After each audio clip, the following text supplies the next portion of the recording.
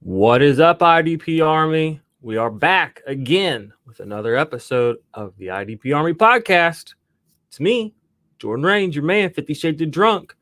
And as always, we are talking mostly IDP, all fantasy football. Let's get it. Check the mic and make sure it sound right, boys.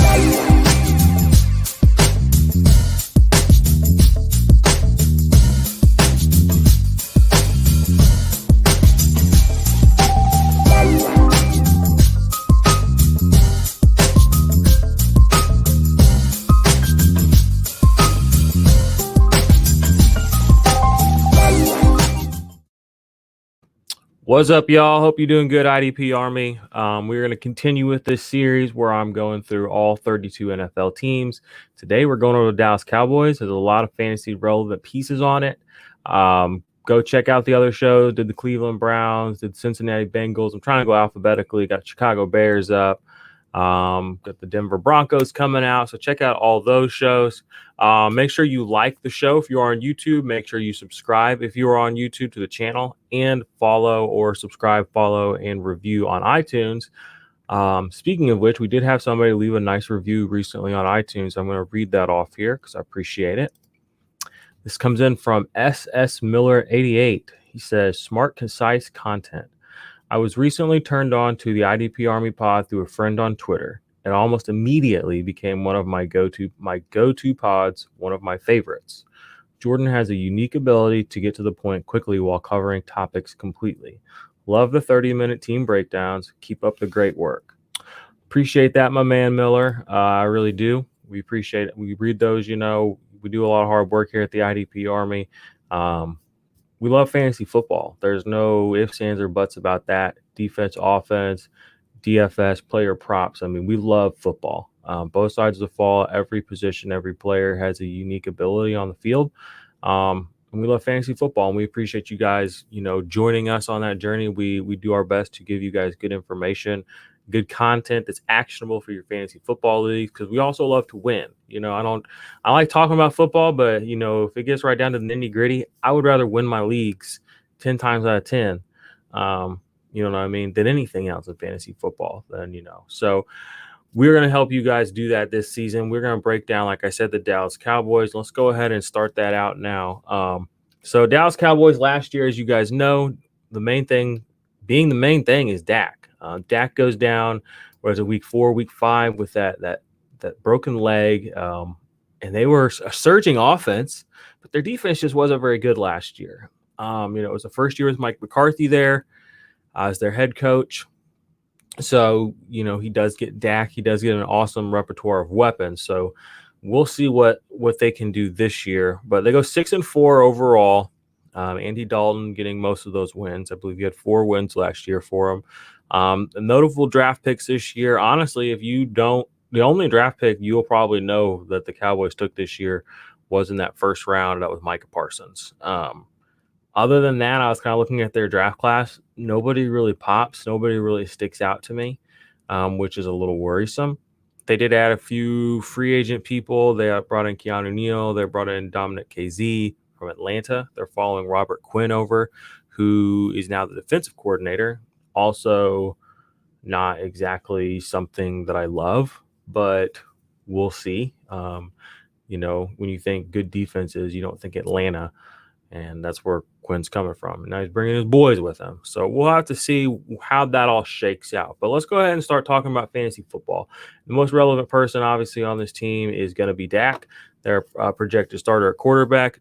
Quarterback 5 right now being drafted in Underdog ADP. Quarterback 5, Fantasy Pros consensus. The recovery seems to be all the way there. He's already been reporting to OTAs and all that good stuff. It's easy to forget exactly what Dak brings to the table, but I'm a known Dak hater. If you go back and look at my tweets from 3, 4, 5 years ago when Dak was coming in, didn't like Dak. I thought he was more of a game manager. But over the last 2 seasons, and really 3 seasons ago, you kind of started to notice it. But 2 years ago, he was incredible. I mean, he runs the ball. He throws the ball well. He's got weapons, and that defense doesn't do him any favors. So they're in situations to throw big, and that's why he was throwing for like 400 yards a game last year, and they were still losing. So he's a very capable guy. I'm just a huge fan after everything he's gone through. I've been watching him in the league. And that's coming from someone, like I said, who was a hater. I'm a huge Dak fan. I got nothing bad to say about the guy. I think he's going to have a great fantasy season. And if you want to draft him, I'm all about that. Zeke, let's talk about him. Ezekiel Elliot, running back right now, 5 ADP, 6 in Underdog, running back 8 in Fantasy Pros consensus. I was looking at some things, doing some research on the season we got coming up. There's a lot of Tony Pollard hype. Don't buy into the Tony Pollard hype. Tony Pollard is not a thing. Tony Pollard is probably not going to be a thing for a while, if he ever is a thing. He's only a thing from like April to August. Like every year, he's like thin, but he's never actually a thing. So ignore Tony Pollard. Zeke's got a great schedule this year. They face some pretty crappy run defenses. Zeke, people have been hyping him up. He looks healthier. He looks better. He got paid, and this offense was not great last year with Dak back under center. I think the touchdown equity is going to be there. And we've seen Zeke be a running back one while missing like 4 games. What was that, his sophomore year when he got suspended? So, sometimes we forget exactly how good Ezekiel Elliott is, and he catches the ball. So I like where he's going right now as a value. In Dynasty, I'm a little worried about him. I think this is probably the last year before you want to sell. If you want to sell the peak, do it now. This is a really good time to do that. But I'm fine with you riding out the season with him too. Full disclosure, I don't have Ezekiel Elliott on any of my Dynasty teams. I don't plan on drafting him in any redrafts. I think I have him on 1 or 2 best ball drafts on Underdog. That's just me. That's not because I'm just a Zeke hater. There's just other guys that I like in fantasy football, in my opinion. 1, it's about winning, but 2, it's also about rooting for your guys to win. So to have your guys, you kind of have to go put your guys on your team, and you can kind of fade the ADP. It's average draft position. Maybe someone took him average 1 spot higher or 1 spot lower. You get to make your decisions. You build your team the way you want. Speaking of which, go down in the comments, sign up for a best ball draft for Underdog. They have a new tournament called the Big Dog. They have another puppy on the way. Go sign up. You get some free money. You play a best ball draft. You do a draft. You'll win. If you win, you could be a millionaire next year. There's no reason not to. So go sign up under there. We get a little kickback for that, and we will see you out there. And, hopefully we finish, 1 and 2, me and you. So, let's go ahead and talk about wide receivers. We'll talk about tight ends, and then we'll take a little break. The wide receivers on this team are high quality. We have Amari Cooper, who's been touted forever as this incredible player, and he is. He's a great player. I don't think he's ever really lived up to what the sticker price for him has been at its highest a year or 2 ago. But right now, wide receiver 14 coming off the board. So people aren't even drafting him as a wide receiver 1 or ranking him as a wide receiver 1, even though Dak is a consensus top 5 quarterback. Wide receiver 15 on Fantasy Pros. And he's recently been usurped by Ceedee Lamb. He is now at wide receiver 11 on Underdog and wide receiver 14 on Fantasy Pros consensus. It's interesting because, if you're on the YouTube and you're seeing this projected starter graphic that I have here, they have him as the slot receiver. So you think he's probably going to be coming off the field in 2 wide receiver sets. So I don't, I'm not really sure how this is going to go. They just have so much talent here. Obviously, long-term Ceedee Lamb's a guy you want. I'm not really a huge Amari Cooper person, but we've seen Dak hyper target Amari Cooper at times, and we know that's where week winners come from. Those 14, 18 target weeks, and some guys just lock on. And when you have so many other good weapons around you, I could see Amari Cooper, having a really, really good season, and he could end up pretty easily beating out this ADP as a mid-level wide receiver too. And then we have Michael Gallup, who's one of my favorite players. Last year, I went 2 seasons ago in the offseason, I attacked Calvin Ridley, Michael Gallup, and Terry McLaurin in all my dynasty leagues. Michael Gallup popped 1 game last year. 2 years ago, he was a lot more awesome. But the talent is there. If you watch Michael Gallup play on almost any other NFL team where there's not so much going on, like talent-wise at wide receiver, he's basically a lock for 1,000 yards. He is so good at running routes. He's so good at contested catches. He's good deep. He's good short. He's good everywhere. When you watch Michael Gallup play, it's honestly crazy to me that he doesn't command a higher target share. but he just doesn't have the equity and the draft capital and the name these other guys do. It's a real shame. Dynasty, get him on your team now, because like Juju Smith-Schuster, next year when these guys are not on the teams they're on now, there's a chance they could be the alpha dog somewhere that throws more. So I like Michael Gallup. Right now, his ADP on Underdog is 36. So he's a high-end wide receiver 3, or a low-end wide receiver 3. And then Fantasy Pros has got him as wide receiver. It looks like 43, a little lower there. I love him in season long. I love him in best ball. When I do usually get a best ball stack or even a best ball player from the Cowboys, it's almost always been Gallup or Ceedee Lamb, and it's usually Gallup. So if I'm just being completely honest. Tight end situation, we all know about Blake Jarwin if you listen to Fantasy Footballers, which if you don't listen to them and you're listening to me, I don't know how you got here, but thank you. But, Blake Jarwin, I was big in on Blake Jarwin last year. I'm still in on him, but we saw Dalton Schultz do good things last year. So it's tough. It's tough to really believe when there's so many mouths to feed there. And in theory, this defense, which we're going to get to just a second, is supposed to be better. There's not going to be so many passing attempts to go around. So I'm cooling on Blake Jarwin. He's a tight end 2 for me. In Dynasty, I would rather have him on my team than not, but I'm not counting on Blake Jarwin or Dalton Schultz this year for fantasy. But just first, let you know right now, they're both, neither is the market really. Blake Jarwin, tight end 23 off the board in Underdog, and then Dalton Schultz, tight end 32 off the board in Underdog. And again, this is a world where Dak Prescott is coming off the board as quarterback 5. So people don't want his tight ends. People don't know what to do with these tight ends. I'm in that boat, so I'm not messing with them this year. We'll have to see, but I do like the upside and what I saw from Blake Jarwin 2 seasons ago. So we'll be back, IDP Army, in 1 second. We'll talk about this defense, and we'll get you out of here. What's good, IDP Army? It's Jordan Rains, and quickly I want to tell you guys today about the big project I've been working on, the Ultimate IDP Index. The Ultimate IDP Index is the #1 resource for IDP fantasy football players, rookies or veteran, for 2021. Inside, you're going to find contract information, tiered IDP rankings, detailed player production profiles going back to 2017, suggested trade values, and a whole lot more, including unique write-ups, unique videos that will only be available within the Ultimate IDP Index. But to me, probably the most valuable thing is the fact that the trade value estimation tool is going to be updated weekly, so you'll always be aware of what a player is worth in your Dynasty League at any given moment. So what are you waiting for? Sign up for the IDP Army Patreon today. Patreon.com/the IDP Army. Join the Black Ops tier and join the IDP Army today.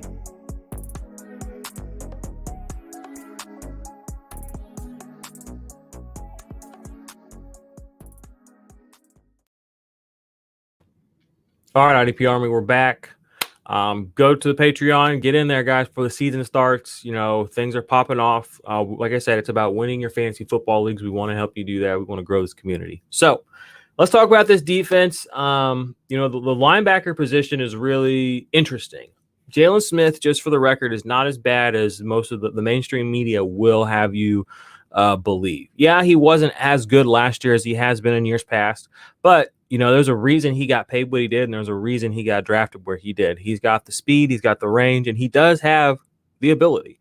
5 pass deflections this last year, 1.5 sacks, 154 combined tackles, only 5 tackles for loss, so he's not really stopping the play behind the line of scrimmage, but those pass deflections matter.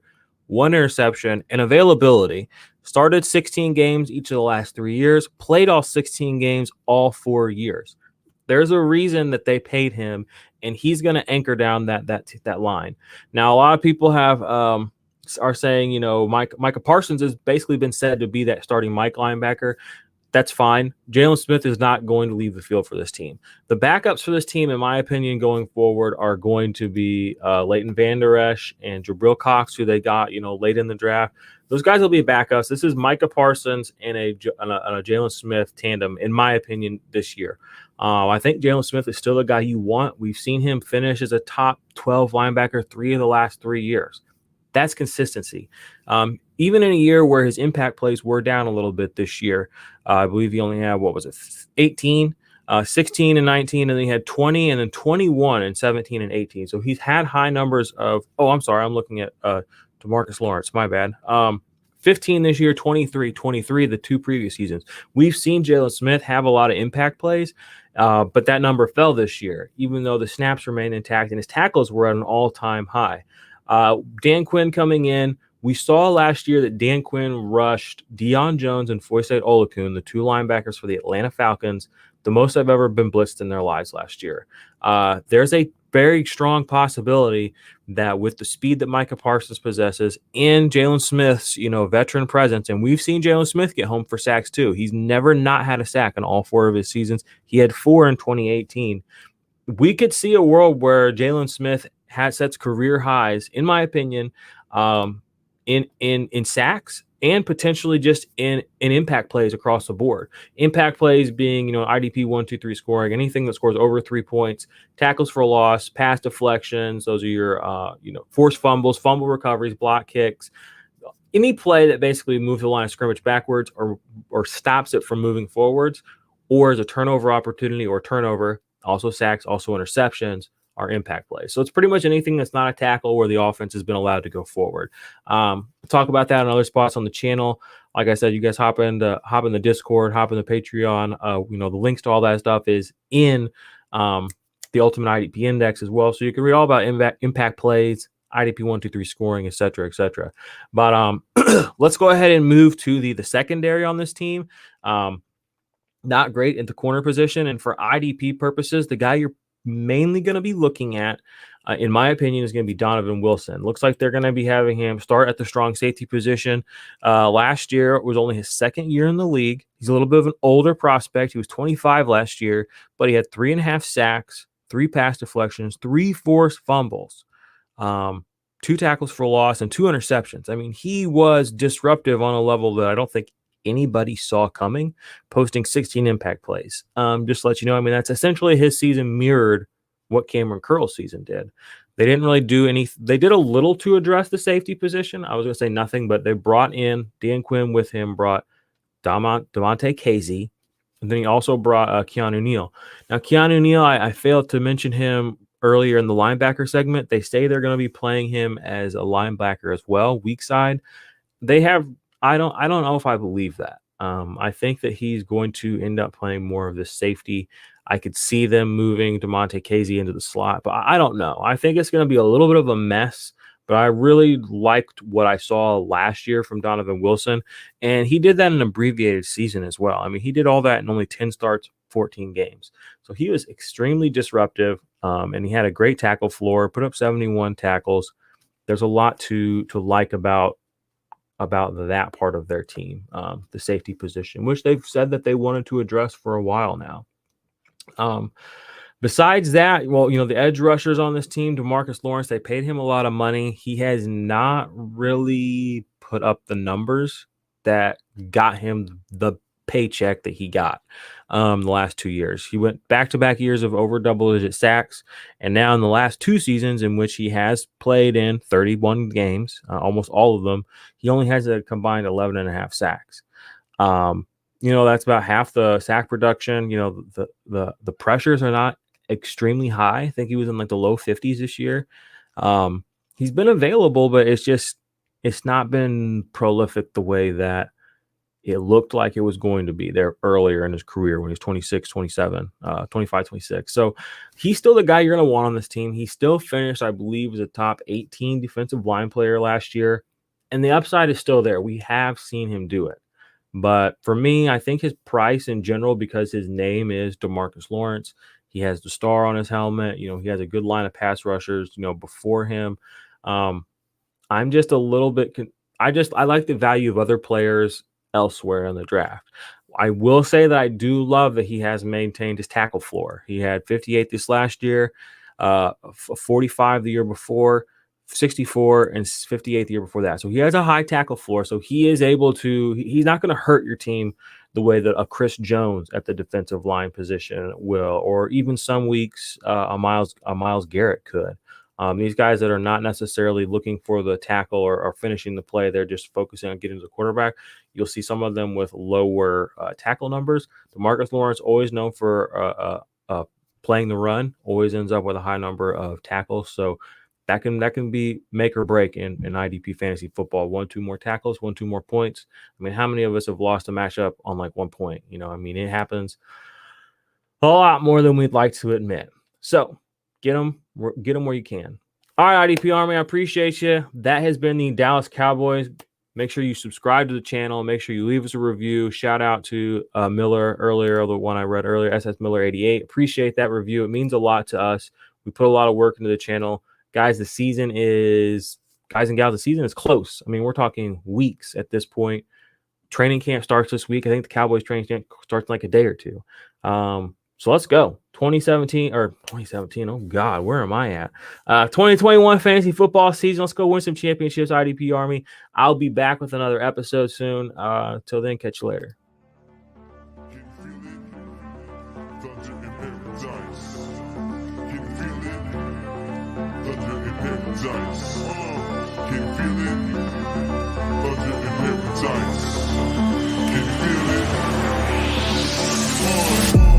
Let the rain hit the sand. Build a house on a rock, got a plan. Gotta get stocks, keep them bands. Hear the clock tick, blades on the fan. Used to be mundane on a Monday. Now you have fun day on a Sunday. Cause you switching it up and you living it up. You ain't getting enough.